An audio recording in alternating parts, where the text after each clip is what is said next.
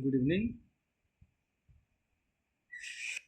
भारत की विदेश नीति पे हम लोग बात कर रहे थे और पिछले वीडियो में हम लोगों ने पंचशील के बारे में बात की थी।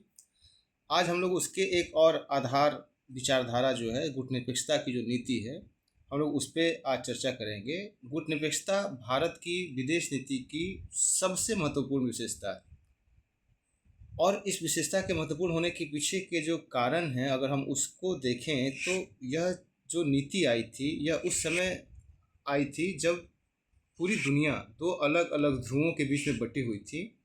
एक तरफ अमेरिका और दूसरी तरफ सोवियत संघ था। और उस परिस्थिति में एक ऐसे राष्ट्र राज्य के लिए जो कि अभी अभी जिसने आज़ादी प्राप्त की हो, तो कैसे एक तटस्थ निष्पक्ष होकर अपने विदेश नीति को, अपने राष्ट्रीय हित को आगे ले जाए, यह चुनौती थी। और उस चुनौती का जो कह सकते हैं कि निकलने का एक मार्ग था, वो गुटनिरपेक्षता की नीति थी। तो किसी भी सैन्य गठबंधन जो कि अमेरिका या सोवियत संघ के द्वारा चलाया जा रहा था, उसमें बिना शामिल हुए विदेशी मामलों में स्वतंत्रता बनाए रखना, जो कि द्वितीय विश्व युद्ध के बाद शीत युद्ध के काल में रहा, वह गुटनिरपेक्ष राजनीति का एक महत्वपूर्ण पहलू बनकर उभरा। गुटनिरपेक्षता ना तो तटस्थता थी, न ही गैर भागीदारी और न ही अलगाववाद। यह एक सकारात्मक और गतिशील अवधारणा थी। यह प्रत्येक मामले की योग्यता के अनुसार अंतर्राष्ट्रीय मुद्दों पर एक स्वतंत्र रुख अपनाने की बात करता है, लेकिन साथ ही किसी भी सैन्य गुट के प्रभाव में आने के लिए प्रतिबद्ध नहीं है। इसके अलावा अगर हम देखें तो गुटनिरपेक्षता ने विकासशील देशों में लोकप्रियता हासिल की। इस प्रकार सैन्य गठबंधनों और महाशक्ति के जो ब्लॉक्स हैं, उससे दूर रहना विदेश नीति की स्वतंत्रता के लिए बड़ा ही महत्वपूर्ण था। भारत ने गुटनिरपेक्ष आंदोलन, जिसे हम नैम के नाम से भी जानते हैं, नॉन अलाइनमेंट मूवमेंट, को लोकप्रिय बनाने और उसे मजबूत करने में बहुत ही महत्वपूर्ण भूमिका निभाई। जवाहरलाल नेहरू के नेतृत्व में भारत ने एशियाई एकजुटता के विचार को बढ़ावा देने के लिए 1947 में नई दिल्ली में एशियाई संबंध सम्मेलन आयोजित किया था। 1949 में भारत द्वारा इंडोनेशिया की स्वतंत्रता के प्रश्न पर एक और एशियाई संबंध सम्मेलन आयोजित किया गया, क्योंकि भारत अन्य देशों में औपनिवेशिक शासन के खिलाफ दृढ़ता से खड़ा था। यह भी भारतीय विदेश नीति का एक बड़ा ही महत्वपूर्ण कह सकते हैं कि आधार है कि हम सभी देशों के स्वतंत्रता में विश्वास करते हैं और उपनिवेश से मुक्त हो रहे राष्ट्रों के साथ खड़े होते हैं। 1955 में बांडुंग, इंडोनेशिया में एशिया और अफ्रीका के 29 देशों का एक बड़ा सम्मेलन आयोजित किया गया था, जिसका उद्देश्य अफ्रीकी एशियाई इकाई का गठन करना था। बांडुंग सम्मेलन गुटनिरपेक्ष आंदोलन का अग्रदूत था, जिसका पहला शिखर सम्मेलन 1961 में बेलग्रेड में हुआ। तब से गुटनिरपेक्ष आंदोलन ने पीछे मुड़कर नहीं देखा। 7वें गुटनिरपेक्ष शिखर सम्मेलन की मेजबानी भारत ने 1983 में नई दिल्ली में की। इस शिखर सम्मेलन में भारत ने विकास, निशस्त्रीकरण और फिलिस्तीन मुद्दे को उठाया था। यानी कि 1983 में जो 7वां शिखर सम्मेलन था नैम का, उसमें 3 बड़े ही महत्वपूर्ण मुद्दे थे। डेवलपमेंट, डिसआर्ममेंट एंड फिलिस्तीन का जो इशू है उसको उठाया गया था। सम्मेलन में अंतर्राष्ट्रीय संबंधों के 10 मूलभूत सिद्धांत निर्धारित किए गए थे।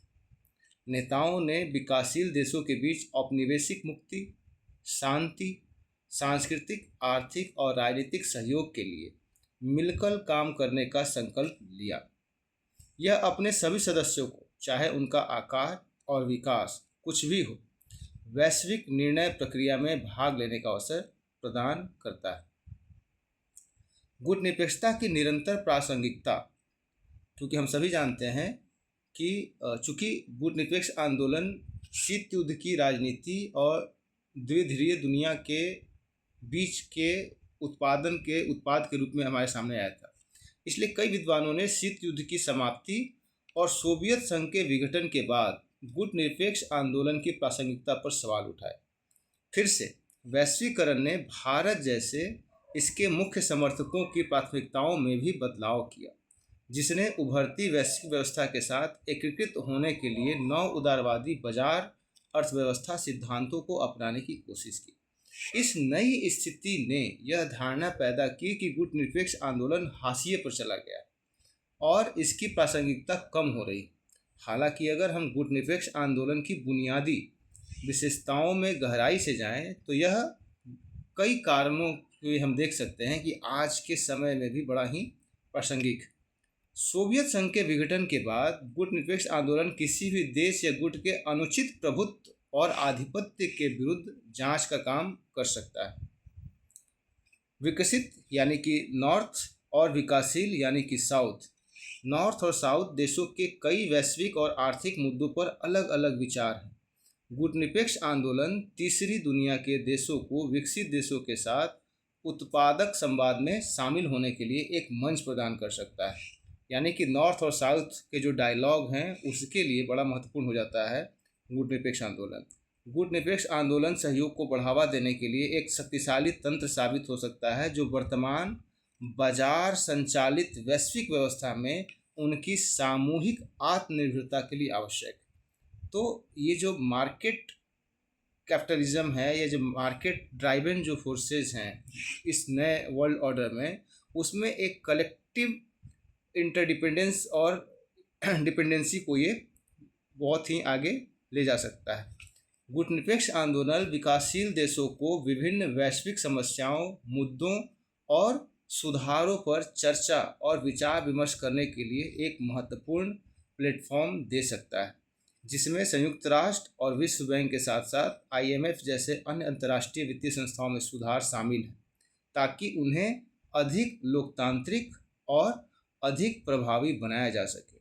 तो जिन परिस्थितियों में, जिन संदर्भ में नैम का इमरजेंस हुआ था, वो परिस्थितियां अभी एग्जिस्ट नहीं करती, लेकिन नवीन परिस्थितियों में कहीं ना कहीं यह एक डायलॉग का, कहीं ना कहीं ये एक कह सकते हैं ब्रिज बन सकता है नॉर्थ और साउथ के बीच में, और आज भी इसकी उपादेयता उसी प्रकार से आगे बढ़ सकती है। तो आज के लिए इतना ही। कल फिर किसी नवीन विषय के साथ आपसे बात होगी।